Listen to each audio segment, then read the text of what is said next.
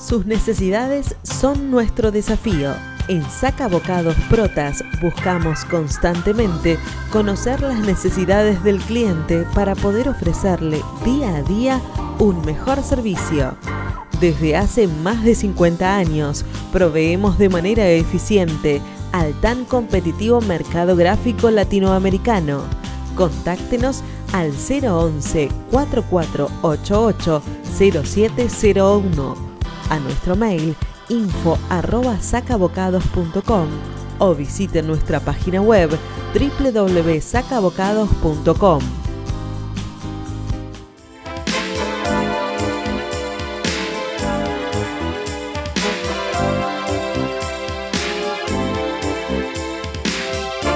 Buenas noches amigos, ¿cómo les va? Economía ahora en vivo nuevamente con ustedes en una semana que vamos a tener muchas novedades. O sea, hoy la novedad de la charla del presidente en la rural, mientras tanto tenía el contrapunto de Cristina Kirchner, que le dan un doctorado para tratar de combatir a Milei.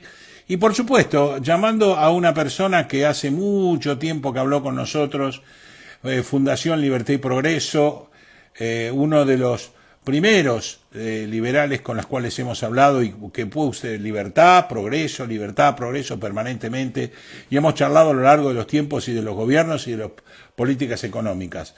Aldo Abraham, que por supuesto ya estará próximo a incorporarse al programa y con el cual vamos a estar charlando un montón de cosas con respecto a lo que nos pasa, si hay plan, si no hay plan, si estamos bien encaminados, estamos lerdos, estamos lentos, qué pasa con el cepo, qué pasa con la devaluación permanente del dólar, qué pasa con un país carísimo al exterior y que está coartando una de las fuentes de ingreso que es el turismo, qué pasa con los distintos índices de inflación, mientras que por otro lado tenemos que los bolsillos no alcanzan, por más que nos digan que la inflación es un 4.2, 4.8, 4.2 o 5 o 4.6, es lo mismo. Nosotros llegamos a que, por un lado, leemos los aumentos de los distintos servicios, agua, luz, gas, teléfono, peajes, combustibles, que rondan del 4 para arriba, llevando hasta un 100%, y por otro lado, después tenemos un índice, INDEC, que nos canta con 4%, es lo que nos permite recomponer los ingresos de los argentinos. Es más, el presidente últimamente está diciendo, cosa que es cierta, el mayor poder adquisitivo de los jubilados, yo no lo mencionaría, querido Javier, no hablaría de los jubilados, no conviene, que los jubilados han tenido un mayor ingreso en dólares, es cierto, es una verdad media, porque el problema de que el jubilado cuando va a la farmacia y le quitaron descuentos de los medicamentos del PAMI, paga en pesos. Cuando paga su expensa o su luz o su gas o su teléfono, lo paga en pesos. Y en pesos sabemos que las jubilaciones desde el 2017 hasta acá se licuaron prácticamente un montón por ciento, un 50% fácil. Entonces, necesitamos que nos aclaren algunas cosas, necesitamos saber con alguien que es economista, que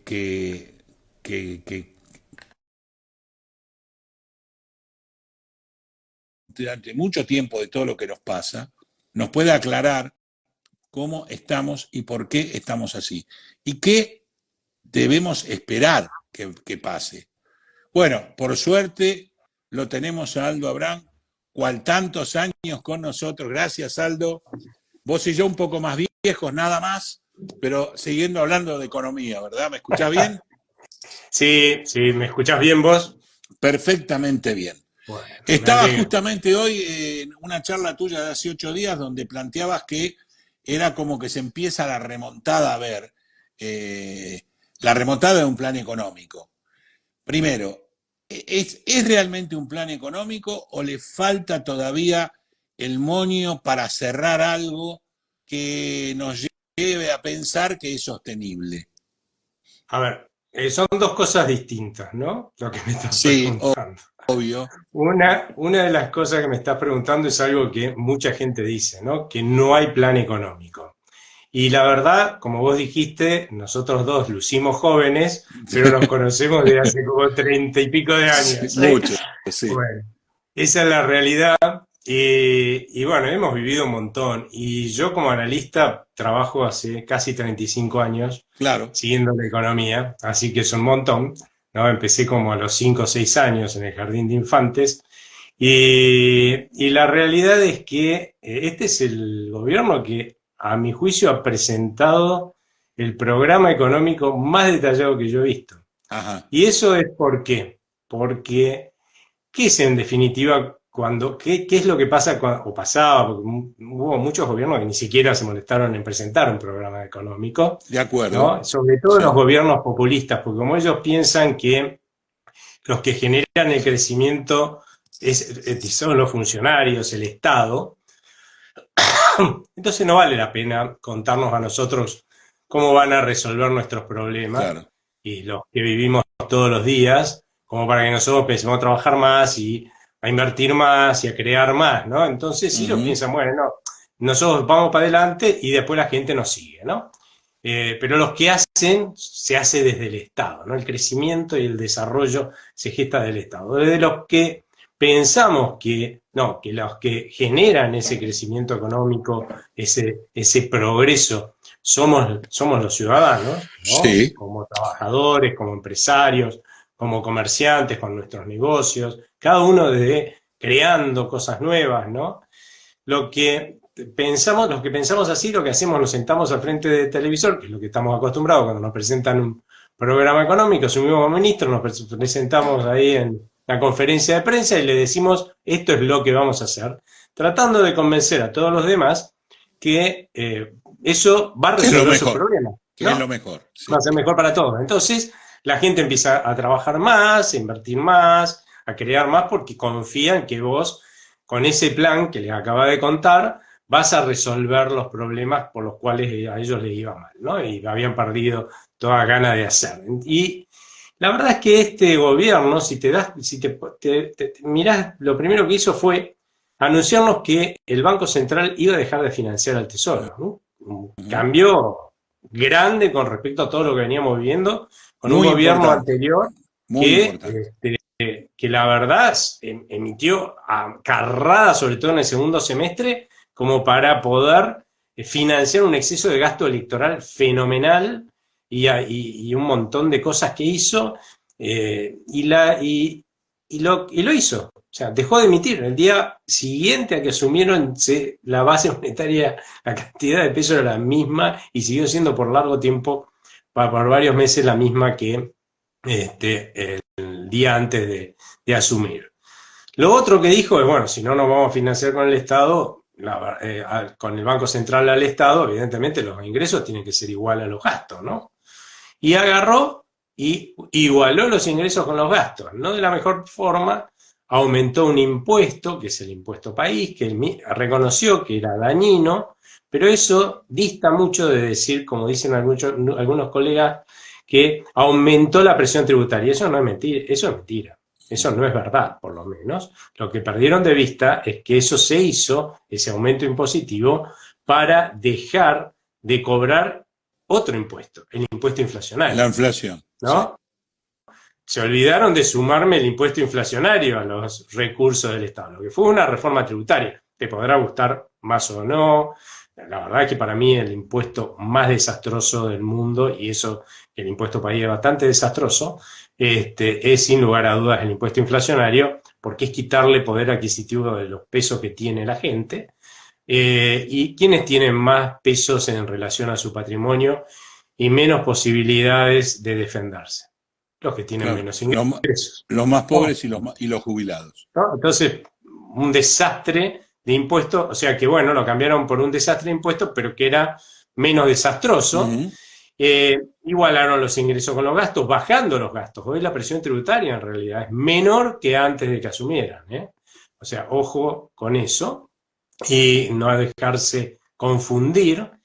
Y lo otro que hicieron fue mandar digamos, lanzar un DNU, un mega DNU, con un montón de desregulaciones, que más allá de que algunas de ellas haya, como la parte laboral, haya sido frenada en la justicia, muestra la voluntad detallada de qué cosas hay que cambiar en la República Argentina para cambiar de Sí. rumbo, que es el mandato que le dieron a este gobierno. ¿Qué otra cosa hicieron? Mandaron una ley bases original, una ley ómnibus, yo La mega ley. probablemente claro, lo hubiera mandado en parte, la verdad que no hubiera mandado. Yo creo que eso, Aldo, habla de la inexpertise o de la falta de expertise política del actual gobierno, nada más.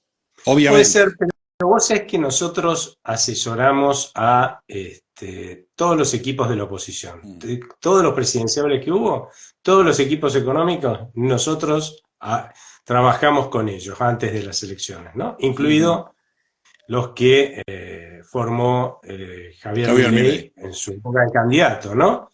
Pero con todos los equipos tuvimos las mismas discusiones con respecto a esto. No estaba definido si mandarlo todo, querían mandar todo, todos querían mostrar una gran actividad y una gran voluntad de cambio, ¿no? Eso es aprender lo que le pasó al gobierno anterior. Exactamente. Por eso salió, obvio. Eso es muy bueno. Eso es muy ¿no? bueno. Eso era muy bueno y me daba mucha esperanza realmente. Sí. Lo que sí, estaba esta discusión en todos los equipos si lo mandaban con una ley ómnibus o con varias leyes, 3 o 4, no más que eso, ¿no? Pero como para tener una victoria, si sacás una es una victoria. Si no sacás, si va a mandar todo, creo que hubiera sido mejor la partición. Sí, probablemente yo estaba en esa posición, pero ojo que no era mayoritario en los equipos económicos. Qué raro. De raro, la discusión, ¿eh? Claro. Pero bueno, la cuestión es que ganó este gobierno, decidió hacerlo así.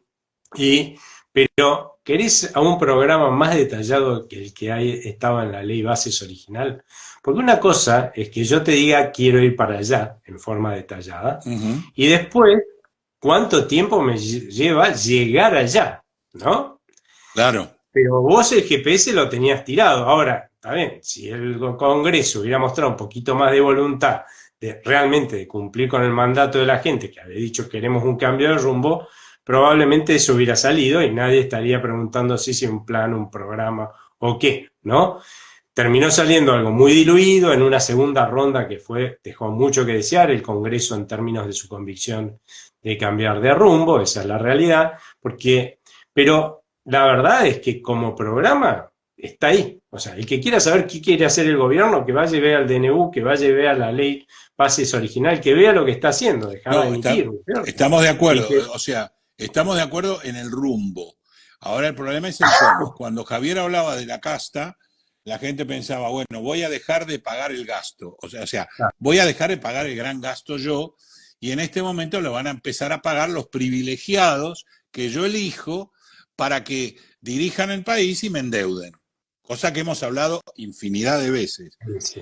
Y hoy la gente está como que, por supuesto, porque es una república, y que gracias a Dios somos una república, y que tenemos un ejecutivo, y un legislativo, y un judicial, y que hay que arreglar los 3 poderes, obviamente. La gente en algunos aspectos piensa que sigue pagando el drama, la gente que no es fanática, que no es obsesiva, que sigue pagando el gran gasto y todavía no llegó al fondo, reconociendo lo que vos dijiste, reconociendo que hay un rumbo totalmente distinto y reconociendo que hay un objetivo totalmente distinto. Cuando a veces o había un objetivo distinto o no había un objetivo directamente, porque vos tenías que acompañar. Sí. No, eso estamos de acuerdo, pero justamente ahí hay uno de los puntos que es clave, ¿no? Es clave porque, como vos bien dijiste, gracias a Dios somos una democracia republicana, porque si esto fuera una dictadura como la de Maduro, ¿no? Es fácil, el presidente agarra y dice, bueno, se acabó lo que se daba, se hacen todas estas cosas, la ley base sale porque yo lo digo, ¿no? Claro. Decretazo total, y se acabó, ¿no? Pero no, la verdad es que, y ese, digamos, es el costo, pues tiene un costo, tiene un montón de beneficios, por supuesto, una democracia republicana digamos, con solo mirar Venezuela te das cuenta. Obvio. Y hay otros países que pueden mirar también, ¿no? También, sí, sí. Disculpa, pero fíjate vos que los rumbos económicos en todos los países que son democracias republicanas, y los políticos también, se fijan y se determinan por leyes. Y en todas las democracias republicanas, los presidentes, el poder ejecutivo, tiene la posibilidad de cambiar algunas leyes, en algunos países menos, en otros más, pero son muy poquitas y en determinadas circunstancias, en nuestro caso con lo que se llama DNU, ¿no? El decreto de necesidad de urgencia. Sí. Pero la mayoría de las leyes hay que cambiarla, la enorme mayoría, las tiene que cambiar en el Congreso. Sí. Y de golpe, vos mandás un paquete de leyes que dice queremos cambiar completamente el rumbo de la Argentina y lo que encontraste es una fuerte resistencia. ¿Pero por qué tenés que preguntarte? Hay una fuerte resistencia a sacar un montón de regulaciones, a reducir el Estado, ¿sí? A privatizar empresas como Aerolínea, ¿no? O sea, no nos damos cuenta que Aerolínea hay que abrir los cielos y privatizarla, y si no cerrarla de última. O sea, estamos pagando por privilegios y prebendas, como que, por ejemplo, un señor en estos días que hizo un esfuerzo tremendo para irse de vacaciones con su familia, compró un pasaje en económica con un tremendo sacrificio. No puede viajar. Resulta que no puede viajar porque una de las cosas que piden los señores del gremio es que no le saquen sus viajes en business. ¿Te das cuenta? No, o sea, algo está mal, ¿no? Y más que de pérdidas eso, y esas pérdidas las tengamos que pagar. Y que esos mismos señores se van en business con la familia al exterior, 5 personas. Esos mismos señores que son los que defienden a la clase trabajadora. Claro. Pero bueno, ahí lo tenés. Entonces, pero eso estaba en la ley bases original, estuvo en la segunda vuelta de la ley bases y fueron nuestros legisladores los que lo sacaron, ¿no? Bueno, este es un muy buen ejemplo. ¿Por qué? Porque todo lo que hay que cambiar en la Argentina, o una enorme mayoría de lo que hay que cambiar en la Argentina, hay que hacerlo a costa de tocar un montón de subsidios, restricciones, protecciones, ¿sí? Con las que han estado llenándose de plata, o ganando más plata, un montón de sectores, sí, políticos, gremiales, profesionales, intelectuales, ¿sí? Y empresarios. Sí. Exactamente. Entonces, obviamente, si vos salís un día, vamos a sacar todas estas cosas, y lo que vas a tener del otro lado, por eso yo no era partidario, entre otras cosas, de mandar una ley ómnibus, porque estás tocando los intereses de todos al mismo tiempo, ¿cierto? No, y ¿sabés lo que pasa, Aldo? ¿Sabés lo que pasa, Aldo? Que cuando vos mandás una ley ómnibus de este tipo, normalmente la contra, sea que la que sea, va a tratar de voltearla, porque así te voltea todo. Si vos mandás 3 o 4 leyes, la cosa es más difícil y es más fácil de exponerlos. Sí, pero y además porque no todos se juntan contra la misma ley, ¿entendés? No, si claro. Vos vas uno por uno, y es más fácil porque uno tiene que convencer, ¿no? El de interés que el sector que va a perder algún beneficio que lo está obteniendo, claro, a costa del bienestar de otros, de todos los argentinos, el resto de los argentinos. Ese sector tiene que ir solito a decir, no aprueben esta ley. En cambio, si vos tenés un montón de sectores diciendo, no aprueben esta ley, estás embromado. O sea, es muy probable que te volteen un montón de cosas. Volteen la ley, claro. Entonces, bueno, por eso yo no... Pero esa es la realidad. O sea, nuestros legisladores, vamos a dejar las cosas claras, la mayoría de ellos, priorizó defender beneficios, prebendas, subsidios que no van a los más pobres, aclaro de vuelta, sino a estos sectores que tenían capacidad de presión porque tenían poder político, porque tenían plata, cada uno imagínense cómo, ¿no? Sí. O porque tenían capacidad de movilización, ¿no? Entonces esos son los intereses que en definitiva se terminaron preservando y salieron expulsados de la ley base, la segunda versión, que ya fue bastante aligerada, por decirlo de alguna forma, ¿no? Y salió mucho más aligerada. Y bueno, ahora, mi pregunta a la gente es, si nosotros en este momento gracias a una decisión que tomaron nuestros legisladores, la mayoría de nuestros legisladores. Estamos pagando, estamos cargando, ¿no?, con los beneficios que preservaron todos estos intereses para sacar este país adelante. El esfuerzo que nos toca a nosotros lo hacemos nosotros, y el que les toca a ellos también, y su beneficio también, ¿no? Obvio, eso es lo que estamos sintiendo, pero hay que entender por qué lo estamos sintiendo, ¿no? Estamos sintiendo el hecho de que, y bueno, nos dejaron solos, vamos a tener que ser menos lo que vamos a empujar este barco. Ahora, por suerte, es cierto que han aparecido algunos instrumentos con la ley Bases Light, por llamarla de alguna forma, que se le han dado al gobierno como para que pueda empezar por lo menos a sacar algunos de estos privilegios. No todos, ¿sí?, pero sí algunos. ¿Qué es lo que queda para mí para adelante para que esto cada día sea más parecido al objetivo que tiene el gobierno y que tenía la gente que lo votó, ¿no? De que verdaderamente el costo de, digamos, el cambio implique que nosotros paguemos menos impuestos, tengamos más libertades para crear, trabajar e invertir, que los funcionarios no nos digan cómo tenemos que hacer las cosas que hacemos todos los días y las tratamos de hacer lo mejor posible porque de eso vivimos, si no nos morimos de hambre, no podemos alimentar a nuestra familia, y tipos que nunca hicieron nada en su vida, por lo menos parecido, parece que saben más. Bueno, para que todo esto y que claramente paguemos un Estado que nos sirva a nosotros y no le sirva a la política, como tenemos hoy. Hoy tenemos un Estado que nosotros, los ciudadanos, dejamos que construyan los políticos para que les sirvan a ellos y se sirva de nosotros, ¿no? Bueno, eso hay que cambiarlo. Yo creo que vamos a tener que ir esperando que, primero que nada, actuando hoy como exigiéndole a nuestros legisladores que actúen en consecuencia.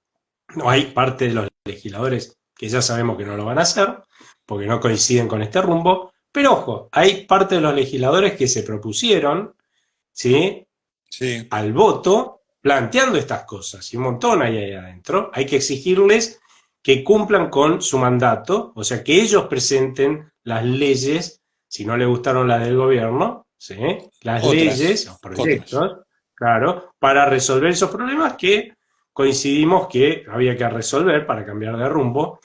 Y ya pensando más a futuro, y bueno, cuando vayamos a votar, pensemos qué es lo que hicieron cada uno de esos que se está proponiendo en términos de darnos ese cambio de rumbo, y no lo votemos. Si estuvieron poniendo palos en la rueda, eso no hay que votarlos más, ¿no? Obviamente. Ahora, la persona que le están planteando hoy una inflación descendente de aquel 25 de diciembre a este 4,2 del mes de agosto, y que de repente ella ve que su factura de luz, gas, teléfono, agua, se multiplicó por 4. De que eso hizo que el gobierno, a su vez, como son facturas y fácil de recaudar, grave con IVA eso, y ha hecho que, indudablemente, para los que conocemos un poco, no tanto como vos, pero un poco más, digo, tus ingresos crecieron por 4 veces también en el IVA, pero se han reducido en la recesión que tenemos en este momento en el mercado. Y que a su vez, en otros rubros, peajes, combustible, también se ha disparado. Uno de los problemas que hay es decir, yo a este índice no le creo, uno. Y el segundo problema de lo que hay, creyéndole, es, ¿estamos en el piso o tenemos que esperar más recesión para que la cosa baje? ¿O va a cambiar por otra cosa? Bueno, a ver, primero que nada, pensar que están dibujando los datos me parece que sería poco serio, porque de hecho sigue siendo el director del INDEC y eso me pareció muy atinado. El mismo que puso el anterior. Marcos Labaña, sí. Marcos Labaña, sí. Que a mí me parece un tipo muy confiable. Es más, cuando algunos de los que piensan como nosotros decían que dibujaban las cifras, yo decía, no, el tipo es serio y va a hacer las cosas bien. ¿Sí? No se va a inmolar por un gobierno, no va a quemar todo su prestigio, tiene un prestigio profesional que cuidar. Profesional, sí. Eso la verdad es que yo, y como no creía en aquella época que estuvieran dibujando los números, tampoco creo que los estén dibujando hoy, es una realidad. Además, otra prueba de que no están dibujando nada es que la Fundación Libertad y Progreso y más o menos otras 10 o 15 ONGs o consultoras privadas relevan los precios, ¿sí? Todo el mundo, de hecho, Sí, mirá coincido. vos este número que fue tan criticado porque salió por arriba de 4 el de agosto. La Sí. mayoría de los que la relevaron en agosto estaban por debajo del 4. Y el gobierno salió a decir que estaba arriba del 4 el INDEC. O sea, es como decir, sería, che, flaco, te pasaste de pavo, me parece, ¿no? Si toda la mayoría está diciendo que está, si querés dibujar, dibujar, Claro, dibujar tranquilo bajo el para 4. abajo. De Claro. hecho, claro, de hecho, fíjate vos que nosotros habíamos relevado 4-4 para agosto Ujú. y salió 4-2, Así es. pero éramos de Así los es. pocos que estábamos por arriba de 4. O sea que no es que vos ves que estén dibujando. Segundo, es lógico que haya una diferencia de percepción, porque el IPC surge de una canasta que se arma relevando, haciendo una encuesta durante un año, con un montón de familias de clase media que van anotando todo lo que compran todos los días. Y después hacen un promedio de eso. Y eso es la ponderación de esos consumos. Un Por eso promedio es la ponderado. ponderación. Claro, entonces, imagínate ya, creo que debe ser difícil que alguno de los relevados, de los encuestados, tenga una canasta que sea justo la misma que esa en la que participo. Imagínate la de vos, la tuya, la mía. Obviamente, Son imposible, todas ¿sí? La disímiles, verdad. sí. ¿Para qué sirve el IPC? Para que más o menos sepamos para dónde va. Hay gente además que confunde inflación con que cuando baja, uno dice baja la inflación, no, piensa que bajan los precios, no. La inflación es siempre suba de precios. Cuando baja la inflación es que es más chiquita la variación a la Sube alza. menos, claro. Y el otro punto es cómo percibe una persona, cualquier, cualquier persona, que incluso yo y vos, todo lo que, aunque sabemos todo esto, vos percibís cuando analizás tus consumos que algo subió porque subió, pero todo lo que no subió no No lo percibís. lo percibís. ¿Entendés? Sí. Pero los relevamientos que hacemos nosotros, por ejemplo, y que hace el INDEC, que es mucho mejor, es mucho más amplio, o sea, mucho más certero, sí ponemos un cero donde tiene que estar. Nosotros, en nuestra percepción personal, no ponemos ningún cero, solo ponemos todo lo que aumentó. Después está el otro tema, ¿no? Por eso nunca, la percepción siempre es distinta a lo de que pasa en el IPC. El IPC te da una idea de hacia dónde van las cosas y claramente si va hacia abajo van mejor que si van para arriba, ¿no? Si el dato va para arriba. Claro, El obvio. otro punto que vos mencionabas hace un rato tiene que ver con el empobrecimiento. Lo primero que hay que entender ahí es que cuando vos te mandás un macanón muy grande en tu casa o en tu trabajo, ¿no? La verdad es que después no vas con una varita mágica, y si alguno tiene una varita mágica, por favor que se la preste a mi ley, ¿no? No vas con una varita mágica y lo resolviste así. No, apretás los dientes, esfuerzo y sacrificio, resolvés el macanón grande que te mandaste, y después gozás de los Claro. beneficios de haberlo resuelto. Bueno, con los países pasa exactamente lo mismo. La gente que nosotros votamos son humanos, incluso por más que quieran hacer todo bien, no van a hacer todo bien. ¿Sí? Es imposible, nadie es perfecto. Sí pueden hacer la mayoría de las cosas bien, ¿sí? Y un país muy Pero siempre complejo. va a ser con sacrificio y esfuerzo. Y sí, lo vamos a tener que hacer nosotros porque fuimos nosotros los que votamos a los anteriores y a los anteriores y a los anteriores que nos llevaron a esta situación. Y eso pasa en todos los países del mundo, esfuerzo y sacrificio. Y ahí hay un tema. Una vez entendido esto, hay un tema. No hay magia.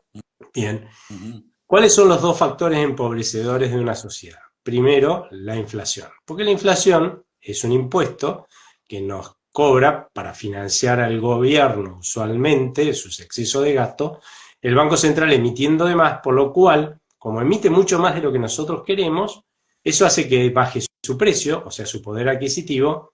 Y entonces, ¿qué es lo que pasa? Que nos está sacando un pedazo de poder adquisitivo de nuestros pesos, lo que tenemos para financiar al gobierno. Sí. El gobierno gasta más, pero nosotros vamos a gastar menos, porque tenemos menos poder adquisitivo. ¿Está? Por eso le llaman impuesto inflacionario. cuando vos tenés una inflación alta y encima creciente, claramente el empobrecimiento es rapidísimo. El empobrecimiento que va a sufrir una sociedad es muy fuerte y eso es lo que nos pasó. Lo otro que hace, pero eso está en vías de solución, ¿ves? Porque cuando todos pensábamos que terminábamos en una hiperinflación, resulta que ahora estamos discutiendo cuánto más se va a desacelerar. Creo que hay un cambio que hay que reconocer, ¿no? En la discusión, por lo menos, Sí, que estamos es real. teniendo, ¿no? Sí. Entonces, y obviamente esa desaceleración de la inflación es un factor que ha contribuido a que los salarios, es cierto el promedio, de vuelta, hay que tener en cuenta que por ahí lo que voy a decir, pero a mí no me subió mi ingreso en términos de poder adquisitivo. Y sí, la verdad es que desde un fondo de un pozo, hace 3, 4 meses, el promedio de los salarios ha crecido, o de los ingresos de los argentinos ha crecido en términos de poder adquisitivo. También es cierto que algunos deben seguir bajando, otros se han estacionado, pero hay una masa que está empezando a ganar cada vez más, ¿no? Y eso es por la desaceleración de la inflación. Es más fácil ganarle a 4% que ganarle a 25%, ¿no? Obvio. El otro factor tiene que ver con que si vos manejás un kiosco, tenés un kiosco, y cada vez vendés menos, difícilmente ganes más, ¿no? Claro. Y nosotros somos un país que desde septiembre del año pasado hemos entrado en recesión. Con lo cual, claramente, si vos estás teniendo que el país produce cada vez menos, y difícilmente podamos ganar más, ¿no? Y ese es el otro factor que hay que resolver.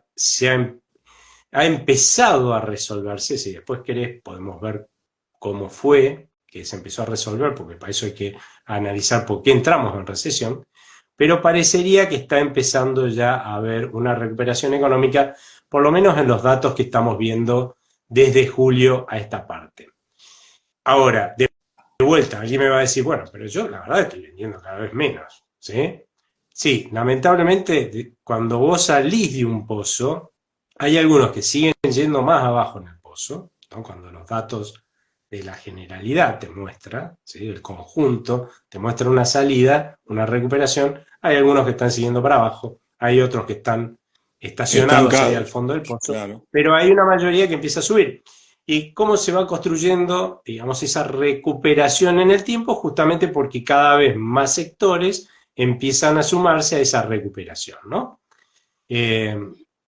Con lo cual, yo lo que veo es que hay una recuperación en marcha, hay factores que están haciendo que esa recuperación sea menor a la que, o más lenta de lo que debería ser, y esos son los factores que deberíamos pensar cómo se resuelven, porque lo que necesitamos los argentinos es sacar un montón de gente que ha caído en la pobreza y en el desempleo de esa situación, y para eso Correcto. tiene que recuperarse fuerte la economía.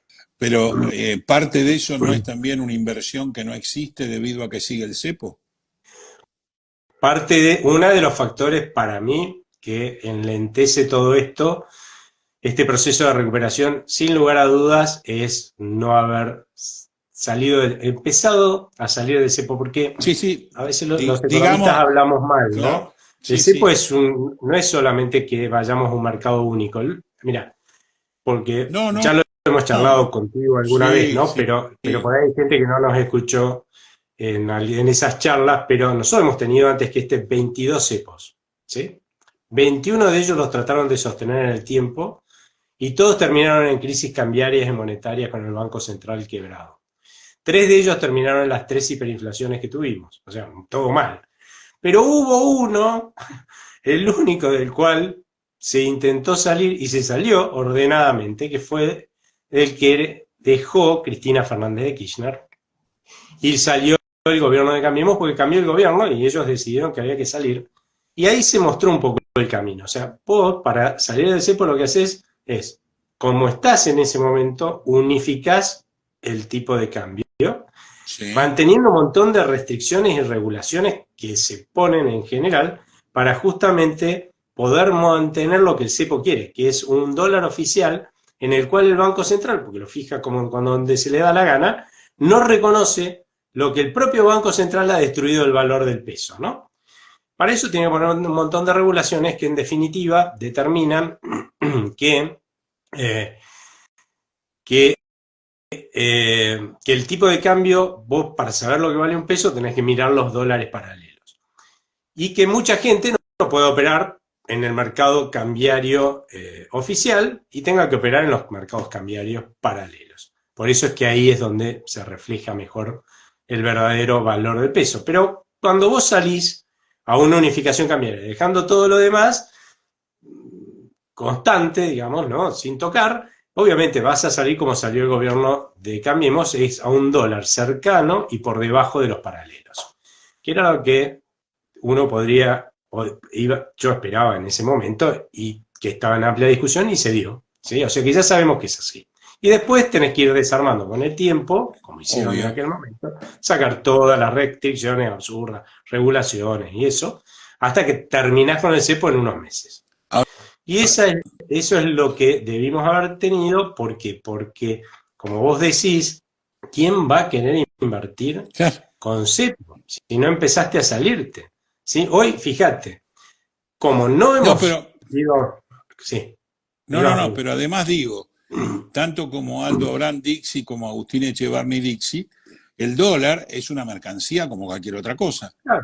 Y hoy el dólar, claro, y hoy el dólar está bajando los valores históricos con una inflación creciente. Entonces, algo está pasando de manipulación en la cosa. A ver, siempre que vos dejes un cepo, ¿no? Hay manipulación. De hecho, el cepo es un ejemplo de máxima restricción, ¿sí? Claro. O sea que sí, totalmente de acuerdo, pero yo creo, sí, que pudimos haber salido al principio del mandato con un dólar no mucho más alto que el que en definitiva, con esa suba del dólar oficial para reconocer gran parte lo que hizo el ministro Caputo. Sí, un poquito más que hubiera subido y ya podías unificar. En los meses de marzo y abril hubieras podido salir con un salto muy pequeñito, porque ¿cuál es la discusión hoy? Y eso yo creo que genera un montón de incertidumbre. ¿Cuál es el verdadero valor del peso? No, y además, cuando vos le vendés a la gente un 2% de Kronenpeg, que es el valor que vos definís que va a crecer el dólar oficial, ya le estás diciendo que estás poniendo un techo en el dólar oficial, manipulándolo en función de lo que no pasa en la inflación.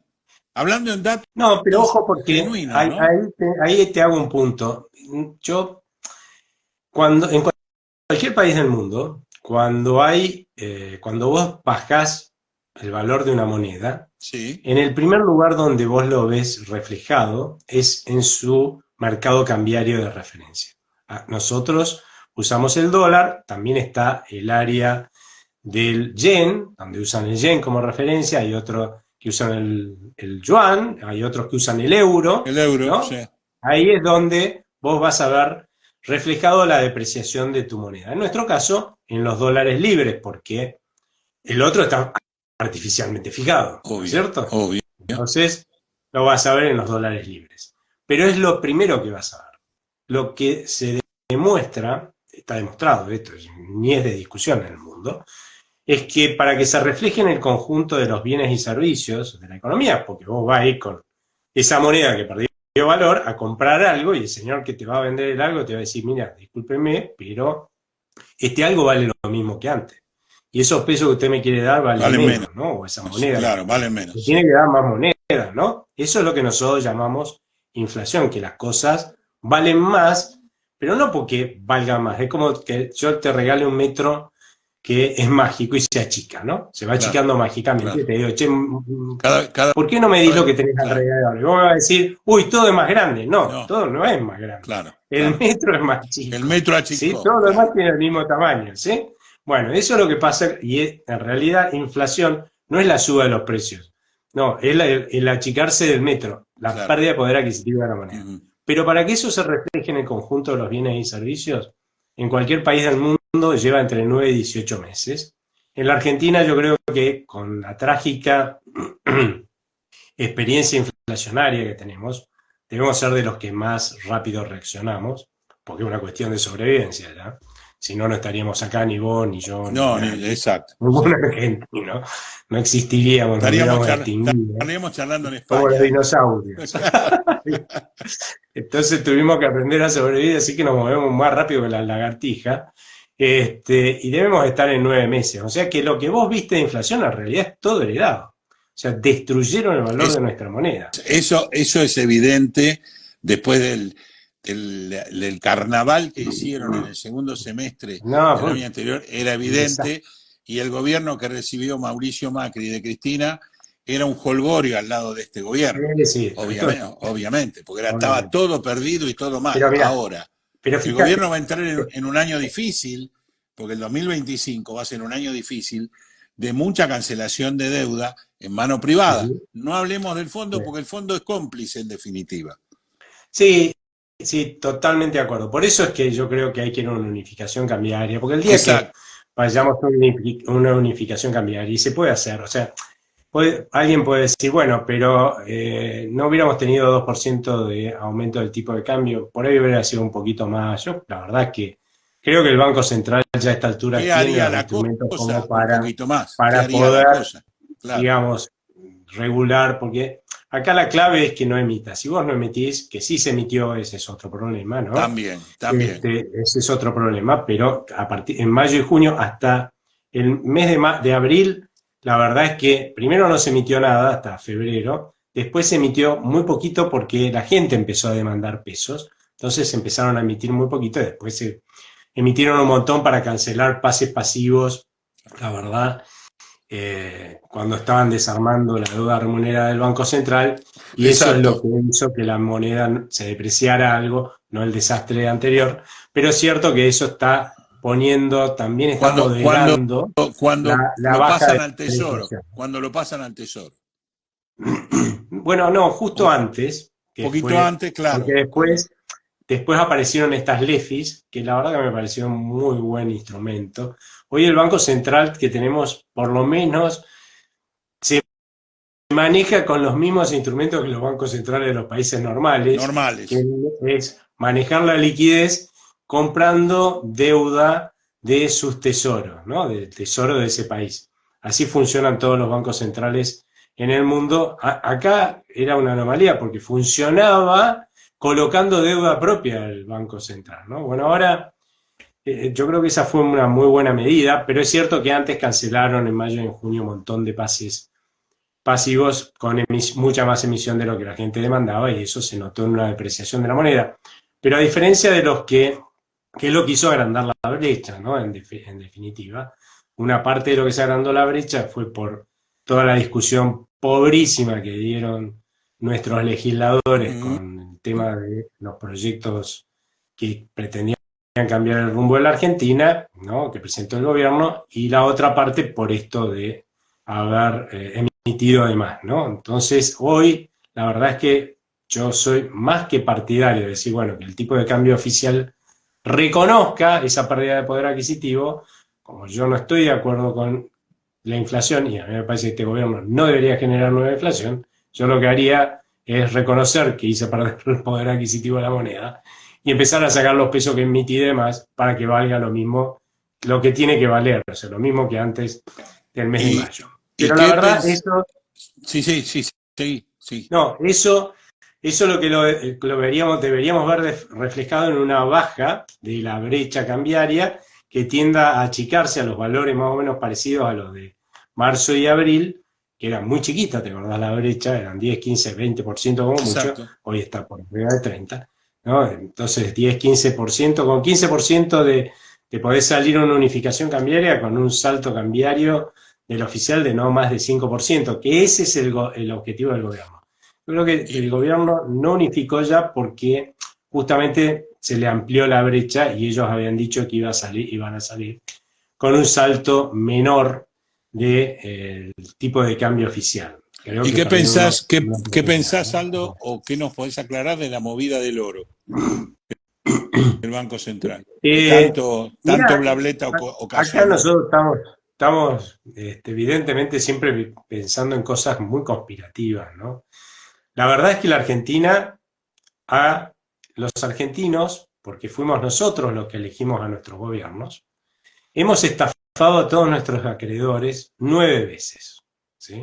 Con lo cual, vos te podrás imaginar que no debe haber gente. Qué feo suena, Aldo. Qué feo pero suena. es la verdad. No, ya sé que es la verdad, pero feo. 9 veces, reestructuramos 9 veces y lo dejamos colgado en pincel a los tipos, no le pagamos lo que le habíamos tomado prestado. O sea, le hicimos tremendas quitas a 9 veces. Con lo cual, imagínate que no debe haber mucha cola de gente tratando de prestarnos plata, ¿no? Obvio, ¿no? Entonces, ¿qué es lo que hay que hacer a veces? Y bueno, es lo que harías vos si tenés fama de estafador y vas a un banco, ¿sí? Y le decís, che, ¿me prestás plata? El señor te va a decir, ¿sabe qué? No. ¿Qué tiene para poner de garantía? ¿Tiene una casa? Ah, bueno, ponga de garantía la casa y contra la casa sí le presto. A usted no le presto. ¿Sí? De última le vendo la casa y me cobro, ¿sí? Bueno, es lo que están haciendo en el mundo con la Argentina. Lamentablemente va a costar volver a recuperar la confianza cuando ya sos un estafador serial, le tenés esa imagen y bueno, lo que vas a tener que dar es garantías y por eso se mandó el oro afuera, porque ni siquiera nos creen que si no pagamos pueden venir a buscar el oro acá. Con eso te digo todo, ¿sí?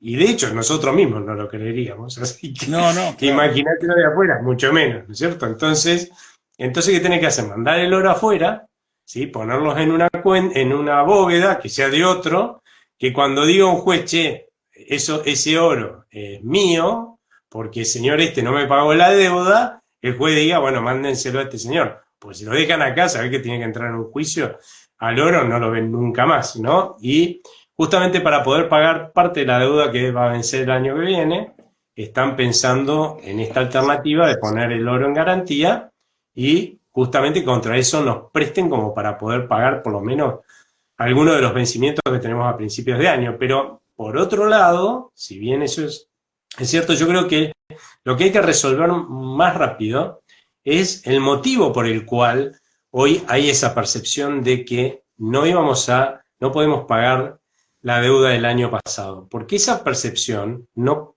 estaba en abril. En abril teníamos un riesgo país que bajaba y que estaba ya en 1.100 puntos. Hoy tenemos 1.400, tuvimos 1.500, en la crisis, esta mini crisis del lunes negro, 1.700, ¿no? Que nadie nos cree que vamos a tener los dólares. ¿Y por qué no nos creen? Fundamentalmente por la brecha. ¿Entendés por qué? Porque con la brecha cambiaria el cepo se vuelve insostenible. Insostenible, ¿no? Claro. ¿Por qué? Porque el Banco Central le empieza a costar comprar dólares, porque si vos sos alguien que tiene que venderle dólares al Banco Central y ves una brecha tan grande y vos decís, si van a unificar, tiene que estar cerca de los paralelos, ¿no? Entonces, pero sí, claro, al salto cambiario, claro, y no te vendo ahora, el señor importador, ¿qué hace? Opa, para que si pega un salto, todo va a subir. Compro ahora. Compro ya. Bueno, entonces el Banco Central se le recontracomplica. De hecho, cuando asume el gobierno Javier Milei, había casi 30.000 millones de dólares pendientes de importaciones, que sabíamos que muchos eran especulativas. Claro. Pero fíjate vos que la cantidad de dólares que compraron cuando la brecha era chica, ¿no? Sí, un montón. Bueno, lo que hay que hacer es bajar de vuelta la brecha, salir a una unificación cambiaria, y esto va a pasar a ser un país normal, porque ¿cuál es el punto acá? El punto es que si nosotros tuviéramos un mercado normal de cambios, en el cual operamos libremente, vos lo que sabés es que el Tesoro tiene que tener, cosa que no pasó en la historia reciente de la Argentina, el Tesoro tiene que tener los pesos para pagar una deuda en dólares, ¿sí? Como para ir al banco, al mercado y decirle a los exportadores, che, necesito tantos dólares, ¿no? Y comprar esos dólares y remitirlos al exterior o dárselo a los que tengan bonos en dólares acá en la Argentina. Pero eso en el cepo no pasa. No. En el cepo se los tiene que ir a comprar al Banco Central, ¿entendés? Y no a los exportadores. Entonces, y eso marca una diferencia más porque en el pasado ni siquiera se los compraba, eso es lo peor de todo, sino que agarraba el Tesoro, emitía una letra inexistente, eso hizo el anterior gobierno y varios de los anteriores. Varios. Una letra que no vale nada, absolutamente nada, que dice, vale un valecito que dice vale tantos dólares, se lo colocaba al Banco Central y el Banco Central le daba los dólares para que vaya y pague la deuda, ¿no? Entonces, por eso, nuestros acreedores, nosotros mismos, miramos las reservas del Banco Central, porque es el Banco Central el que tiene que tener los dólares. En un mercado libre no mirarías al Banco Central. Ahora, otro tema importante que sería importante para el país y para un crecimiento rápido. Nosotros tenemos un par de obras cerradas, como el famoso gasoducto inventado que después se abrió y no funciona, pero debería funcionar, que sería un flujo de dólares hacia el país. El dólar, como está hoy, nos ha coartado muchísimo turismo, porque con gente que hablas de afuera dice el país es carísimo para ellos hoy. Todo eso hace que nos restrinjan dólares y seguimos contando solamente o como grosso del dólar del campo. ¿No hay que abrir otras fuentes de ingresos genuinos de dólares? Es que no vamos a abrir ninguna. Cuando vos tenés una restricción tan importante como es el No, así. Mira, fíjate no otro ejemplo. Hoy hay mucha expectativa por el tema del blanqueo. ¿Cuál es el resultado que estamos viendo que va a tener el blanqueo? Y la gente va a blanquear chiquitaje, digamos, que exactamente. Suena horrible porque... Pero bueno, van a blanquear poca plata. Para mí igual el blanqueo está mal planteado porque es un gran premio para el chiquitaje. Sí, pero bueno, la verdad es que está planteado desde el punto de vista de que, bueno, que haya un gran financiamiento, mayor financiamiento de la demanda interna, que hoy no hay, más que desde un punto de vista incluso recaudatorio, porque la verdad, recaudatorio va a recaudar muy poco. Ese es el fin, pero imagínate si vos hubieras hecho un blanqueo sin cepo, muy probablemente hubieras tenido inversiones grandes, sí. ¿Me entendés? Un blanqueo de mucha plata. Pero, ¿quién va a blanquear acá millones y millones de dólares, ¿sí? si sigue habiendo cepo? No, Tenés que estar es imposible. Lo que vos vas a hacer en todo caso es blanquear lo que necesites, ponele porque querés cambiar tu departamento por uno más grande, cambiar el auto, y te quedaste sin blanco y no querés poner la cabeza en la guillotina de la FIP, ¿no es cierto? Exacto. ¿Qué es lo que se está observando? Igual va a entrar bastante plata, ¿sí? Con lo cual algo va a ayudar en términos de recuperación económica, pero cuánto mejor hubiera sido si no hubiera estado el cepo, ¿no? Por eso, claramente acá el cepo hay que ir a una unificación cambiaria porque la verdad es que está siendo un lastre para la recuperación económica, ¿no? Muy bien. Sí, es una realidad, sí, es una realidad que esta recesión el gobierno la heredó, eso es verdad, sí. Pero tiene una responsabilidad en que la recuperación sea lo más rápida posible. ¿Por qué digo que la heredó? Porque como te dije, empezó en septiembre del año pasado, hubiera empezado antes, pero el gobierno anterior lo que hizo fue quebrar al Banco Central y endeudarse a más no poder para mantener un financiamiento a través del gasto público excesivo de la demanda interna. Lo dejó recontra quebrado, por supuesto, y se le acabó la plata más o menos por allá por agosto-septiembre, con lo cual a partir de ahí empezó a primar lo que hubiera primado antes si no hubieran hecho semejante desastre con el Banco Central y el endeudamiento, que es que nosotros el año pasado, en el segundo semestre, ¿de qué hablábamos? Íbamos a una crisis, ¿no? A los argentinos vos le decís, che, vamos a una crisis, lo que van a hacer inmediatamente, pues ya hemos vivido un montón, sí, así que de eso también tenemos experiencia, lamentablemente, es empezar a ahorrar y en dólares. No empiezo porque sabe que se desaparece mágicamente, ¿no? Entonces, ¿para qué? Para que si viene esa crisis, poder moderar... Te golpee lo menos posible. Exactamente a tu familia. Entonces, pero si todos estamos haciendo eso, estamos dejando de consumir y de invertir. Y las empresas también ven venir la crisis y dejan de invertir. Entonces la demanda interna se desploma como un piano, ¿sí? Ahora, si se está desplomando la demanda interna, ¿para quién vas a producir? ¿Para quién vas a trabajar? Chao, el nivel de actividad se desploma. ¿Cómo se resuelven estas crisis? Que son por expectativa, obviamente, de que viene una crisis. Se resuelve cambiando la percepción de la gente. Y fíjate vos que la gente termina siendo más inteligente en la Argentina, la mayoría de la gente, que la mayoría de sus dirigentes, ¿no?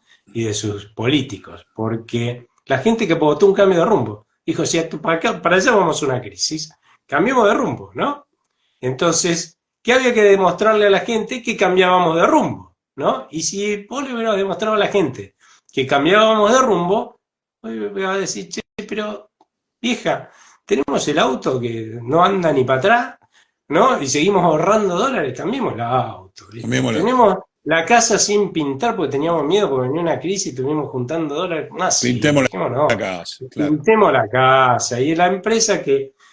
Estamos hablando obviamente siempre de la gente que logró zafar de alguna forma y tener capacidad de consumo que no usa porque ahorra por miedo, ¿no? Y de las empresas que sobrevivieron la recesión. Pero en todos los países del mundo, esos son los que empiezan una recuperación económica. Y tiene el sentido de que cuando vos llamaste al pintor y le pagaste al pintor, el pintor dice, uy, parece que algo cambió, ¿no? Y fuiste al restaurante, sí, fuiste al restaurante y el dueño del restaurante está vendiendo más, ahora el mozo clicó una propina, ¿no? Entonces, uy, está mejorando y esos gastan más y eso es como tirar una bolita de nieve desde arriba de una montaña y va pegando cada vez más nieve, claro, y es una recuperación económica. Ahora, si vos ves a los muchachos en el Congreso, ¿sí? Con todas las dudas de cambiar el rumbo, y vos decís, bueno, flaco, primero vos tenés que cambiar de actitud para que yo cambie mi austeridad. De todas formas, ¿qué es lo que está pasando? Que como hay ciertos cambios de rumbo que se van dando, pero se dan más despacito, porque no hay colaboración de la mayoría de nuestra dirigencia política que está dentro del Congreso, en la medida que vos ves que algo va cambiando, vos lo que ves, bueno, es evidente, el más evidente de todos los cambios, a finales del año pasado estábamos hablando del proceso hiperinflacionario y ahora estamos charlando a ver si fisura el 4% y cuánto se desacelera. Bueno, ahí hay un cambio de escenario fenomenal. Grande. Crisis hiperinflacionaria no va a haber, ¿está? Por lo menos no se ve. Pronto, Aldo, ¿no? se nos acabó el tiempo, pero realmente me quedaría un montón de tiempo hablando con vos. Lo vamos a repetir pronto porque esto va a seguir desarrollándose y esperemos que para bien, ¿no? Esperemos que el presidente que tiene que ahora decirnos algunas cosas importantes se acuerde de los jubilados de la mínima, nada más. Ojalá. Sí, yo creo que eso va a haber que cambiarlo también en el Congreso, porque hay que hacer una reforma previsional profunda, porque una cosa es salir a hacer como hicieron muy responsablemente, aumentemos el gasto, si sabes de dónde sale. Que eso no es de país serio, eso es de país bananero, de legisladores irresponsables y demagogos. Y otra cosa es pensar cómo hacemos para no terminar con nuestros abuelos, porque ojo que la Argentina ya quebró absolutamente un régimen de reparto, le puso la banderita el presidente Raúl Alfonsín con la ley de emergencia económica y nuestros, no de emergencia previsional, y nuestros abuelos pasaron a cobrar miseria, mucho menos de lo que están cobrando hoy. Y lamentablemente si seguimos con este tipo de legisladores y haciendo esas cosas en vez de discutir cómo hacemos para mejorar el régimen de reparto, estamos jodidos porque todo lo que estamos aportando hoy vamos a cobrar miseria porque van a terminar de quebrar absolutamente el régimen de previsión. Y además vamos a quebrar el país en dos puntas. Con los viejos que saben cómo hacer las cosas y con los chicos que no van a poder saber cómo hacer las cosas debido a su deficiencia de alimentación y de preparación. Aldo, gracias por esta clase, gracias por tantos años muchas gracias a de vos. estas charlas y vamos a repetirla porque lo que necesitamos los argentinos es tu fundación, libertad y progreso. Muchísimas gracias, Aldo. Buenas noches. Muchas gracias. Gracias por todo. Gracias a todos los que nos están viendo. Gracias, chicos, por vernos, por los mensajes y esperamos que hayan aclarado un montón de dudas que preguntaban y las que no, en una próxima charla seguramente las vamos a responder. Chao. Hasta pronto. Buenas noches para todos. Chau, chau. Hasta luego.